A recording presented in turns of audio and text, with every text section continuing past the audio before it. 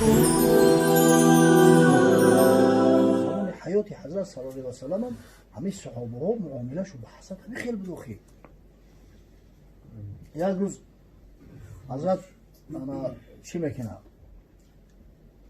حجومه میکنه، خون حجومه را میگیرن در یک ظرف. حضرت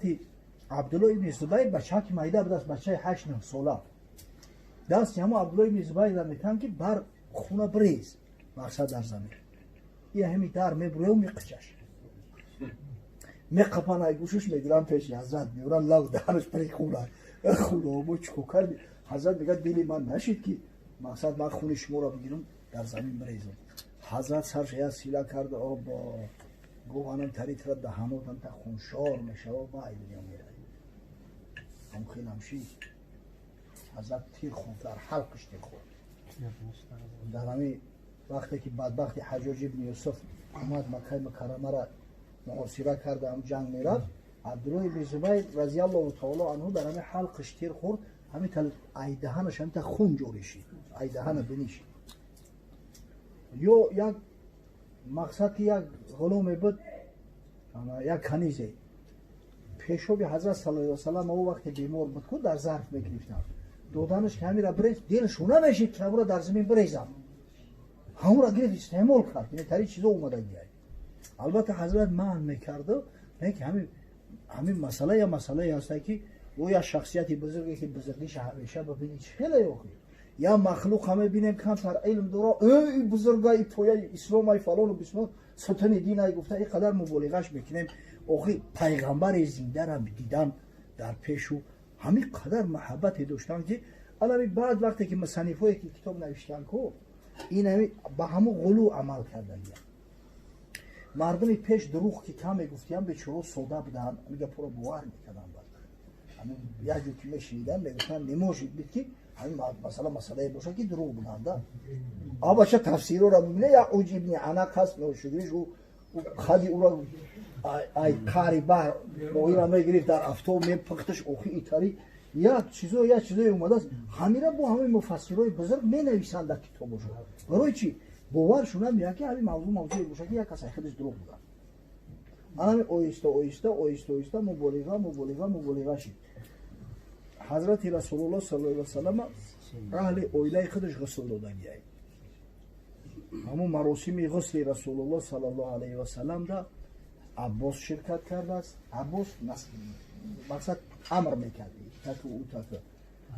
علی اشتراک کرده گیای، فضل اشتراک کرده گیای، قسم اشتراک کرده گیای، فرزندای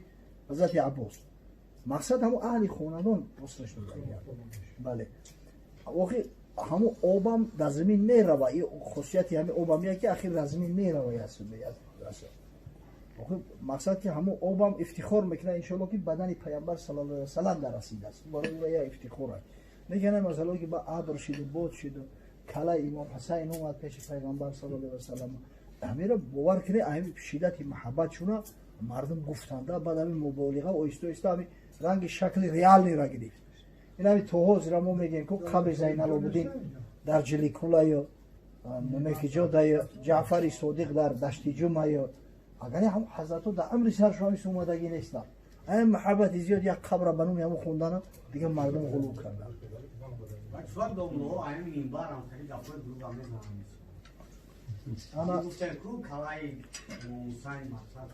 این سبب داره. سببش همیه که شاید هم بسیاری ها خشام شده باور میکنن. دستی بعد ای بلوی منبر هر خیلی مردم گپ میزنن و خیال میکنه این بلوی منبر شد یا دلیوگیر میشوه. هر کس موافق علم خودش، موافق خواندگی خودش، موافق فهمش خودش گپ میزنه. هستن آدمایی که میخوان مردم به وجد بیاین و هم طریق قصور هم میکنن. دستی هستن آدمایی که این همه کتابا را خوندگی میگو که این کتابایی هستن مثل درة الناصحین و درة الواعظین و اون کتابایی که تر ای خشک فرق نمیکنن، فربه ای خروب فرق نمیکنن. این همیتا عرالش گرده و کرده هر چی نوشتیم همون رو میخونی. مثلا آدم میگه بچه میگه نخواه همین مصنفی همین دروغ بگه بعد با دلیلش چه؟ او هم کتاب ننوشته گه کو بعضی کتاب ابراهیمی نقاش نوشته است اونم زیاد همین چیزایی مبالغه‌های از عقل به بالا رو هم گفته است. مقصد شاید یگون ژورنالیست حرفه‌ای های بعد خدای تعالی یک مایل محبت از دلش دختر همین موضوع را دست میزنه لیکن متخصص کی نیست های یک بیتور را بگیری و برای تیمی آدم را بگید جراحی که چیکار میکنه آدم های حیوان فرق میکنه باید هر کس نامعقولی خیچ کنه هر کس کاری خیچ کنه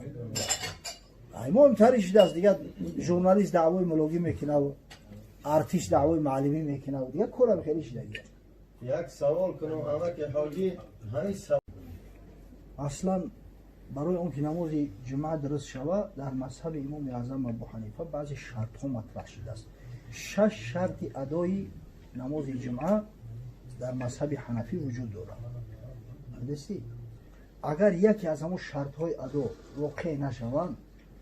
نماز فرض احتیاط یعنی فرض پیشینی وقتی فرض میشه واقعی هستی باید خونده شود همون شرط های احتیاطی کدام هست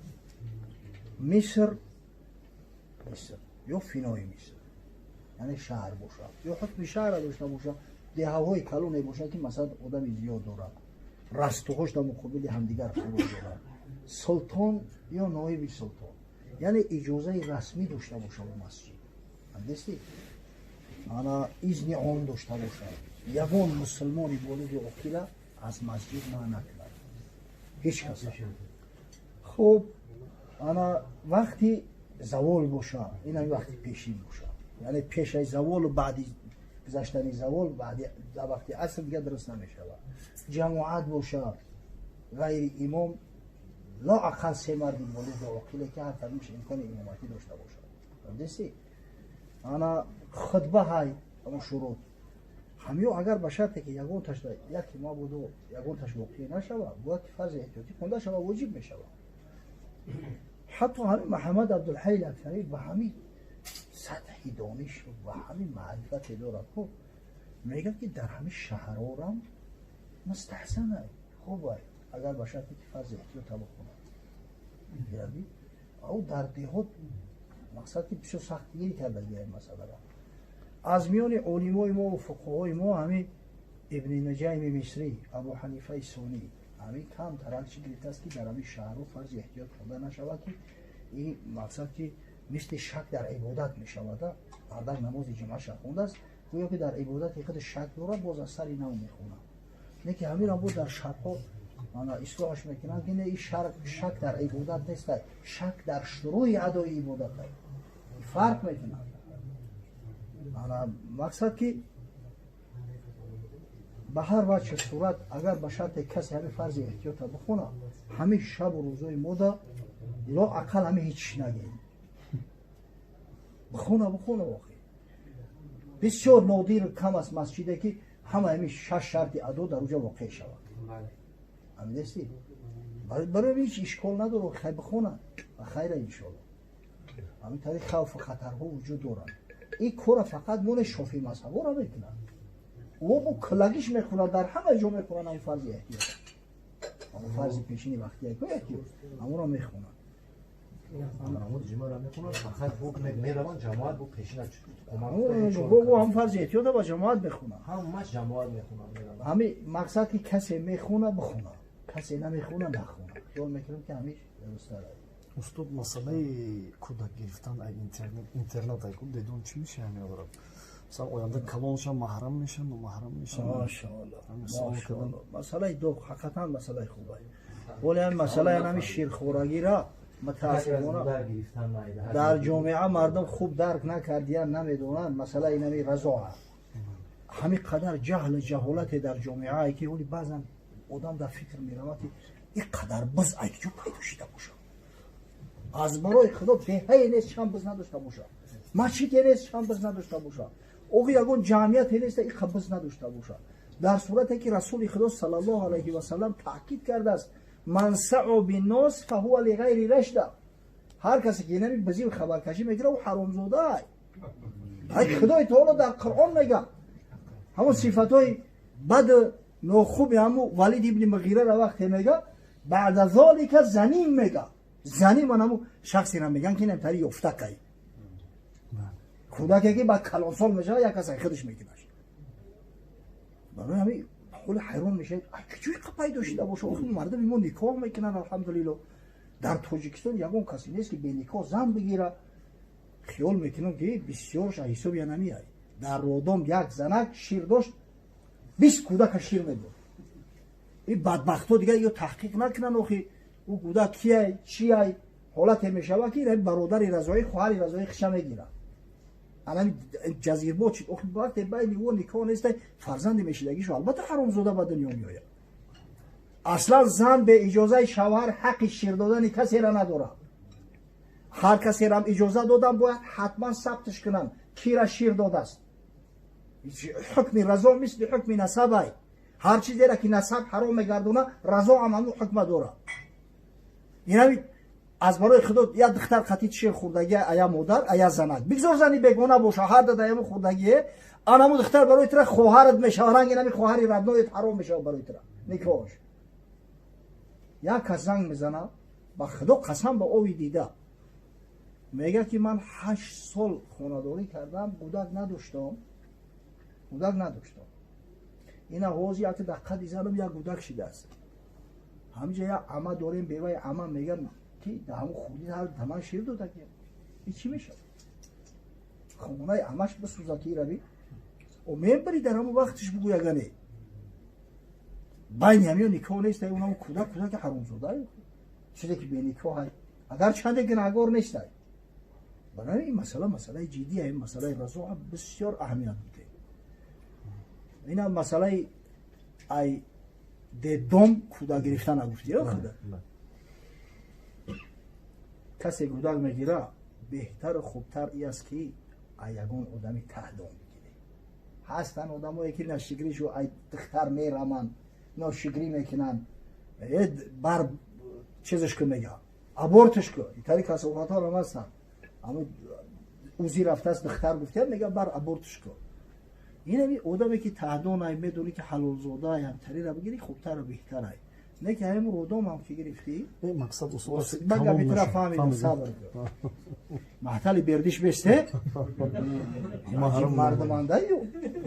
همه تمام برای خوردن مگرم که دست تبو شوی آستین تبولو کنی دست درست کنی پیچونی شوخم یک برو نمی پرد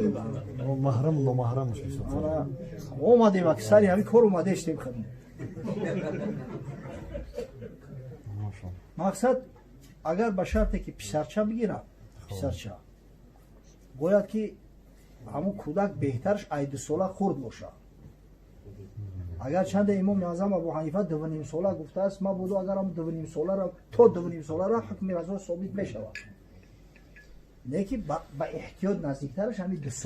ساله و 2 ساله خورد باشه کودک اگر پسرچه باشه یگو خیشی نزدیکی زنک شیر بده تا همین 2 سالگیشه خواهر شای اپشای یگون جیان شای مثال دختری اکشای دختری اپشای همیو شیرش بده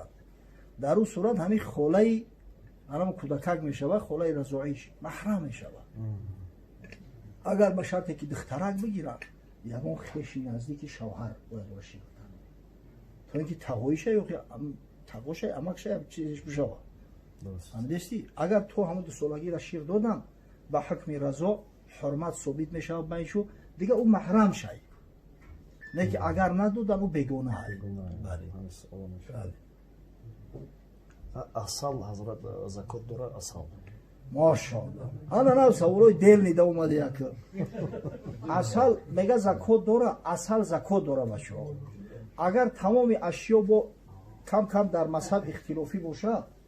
اینا مثلا امام اعظم ابو حنیفه میگه که هر چیزی که باشه در قلیل کثیرش واجب میشه و کو زکات در قلیل مثلا این اصل زکات نمیگن عشر میگن در قلیل کثیرش عشر واجب میشه و امامین میگن که نه این همه حاصلاتی که میگیری کو اگر از 5 وسق کم باشه نداره عشر 5 وسقش شاید همین 900 کیلو زیادتر شود 910 920 کیلو میشه اما در اصل یگون اختلاف نیست اتفاقی است اصلا در قلیل کثیرش عشر واجب میشه فرق نداره او در خونه اصلا نگهبین میکنی در کیستان نگهبینش میکنی اصل عشر داره بچهای اصل پرور عشرش حتما دادن در کار Якас суол кардая мо шабакаҳои гуфтиян дар